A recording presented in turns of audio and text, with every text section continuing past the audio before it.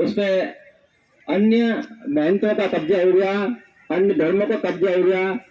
इसे लेकर के भारत में श्रीलंका से चल के आए अनागरिक धर्मपाल ने खोज की और इसके लिए आंदोलन चलाया। जब तक अनागरिक धर्मपाल रहे, बराबर महाबोधि विहार को मुक्त कराने के लिए आंदोलन चलाते रहे। इसके बाद बाबा साहब डॉक्टर भीमराव अम्बेडकर के गुरु सुरेश सुसाई जी ने भी लगभग करीब उनको 40 वर्ष हो गई इस आंदोलन को चलाते हुए, और प्रतिवर्ष लाखों व्यक्ति वहां पर पहुंचते हैं और ये आंदोलन चल रहा है। लेकिन आज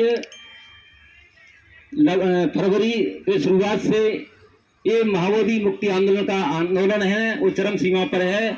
करोड़ों लोग बुद्ध गया के जमीन पर बैठे हैं, पूरे देश में आंदोलन हो रहे हैं। इसके साथ साथ देश विदेश से समर्थन मिल रहा है। मुख्य बात यह है कि भारत के संविधान 1950 में लागू हुआ।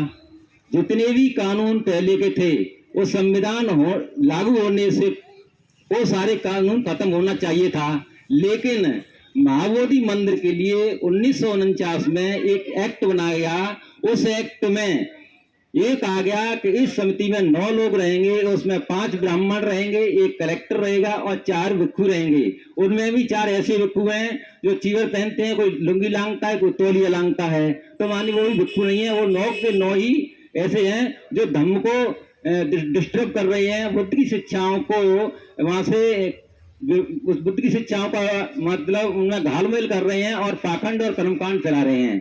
मतलब बुद्ध की शिक्षाओं को लेकर के पूरी दुनिया भारत को नमन करती है, भारत को सलाम करती है। और भारत से जो भी कोई नेता, प्रधानमंत्री हो, राष्ट्रपति हो, दुनिया के देशों में जाता है तो मैं कहता हूं मैं बुद्ध के देश से आया हूं, मैं बुद्ध की धरती से आया हूं।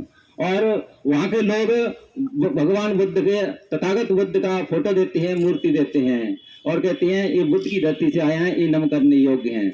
लेकिन साथियों, आज हम बौद्धों का जो पवित्र स्थान है, पवित्र स्थल है, तीर्थ स्थल है, वो हमारे हाथों में नहीं है। क्योंकि बात मान सम्मान की है, बात अधिकार की है। क्योंकि हमें मूल अधिकार है, भारत के संविधान में जो मौलिक अधिकार है, धार्मिक स्वतंत्रता का अधिकार, मतलब हम धर्म से बौद्ध हैं लेकिन हमारी धार्मिक स्वतंत्रता का हनन हो रहा है, हमें हमारा मौलिक अधिकार ही नहीं मिल रहा है।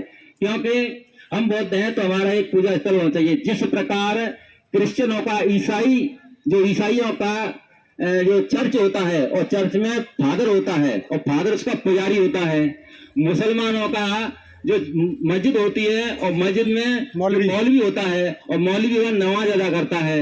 उसी प्रकार सिखों का गुरुद्वारा होता है और वहां पर गुरु ग्रंथ साहिब रहता है और गुरु लोग रहते हैं, उनकी जो पूजा वंदना करते हैं। उसी तरह बौद्धों का बुद्ध विहार होता है और बौद्ध भिक्षु होते हैं जो हमारे समक्ष बैठे हैं, चीवरधारी, ये उनके वंदना करने वाले और पुजारी होते हैं। तो बस यही मांग है हमारी कि जो बौद्धों, पूरे दुनिया के जो बौद्धों का जो तीर्थ स्थल है बुद्ध गया, उसको उस समिति से निरस्त कर जाए और बौद्धों को हक दिया जाए और उसमें बौद्ध भिक्षुओं का उसमें रखा जाए। बस यही हमारी शासन प्रशासन से मांग है, बुद्ध जो भारत सरकार से मांग है, बिहार सरकार से मांग है। और आज हम राष्ट्रपति महोदय को मुरैना कलेक्टर के माध्यम से ज्ञापन सौंपेंगे। तो अगली कड़ी में मैं अब हमारे बीच में जो मैंने एक भूमिका रखी है कि इस तरह से ये है, तो उसमें अपने विचार रखें आप लोग, और उसके बाद हम यहाँ से सीधा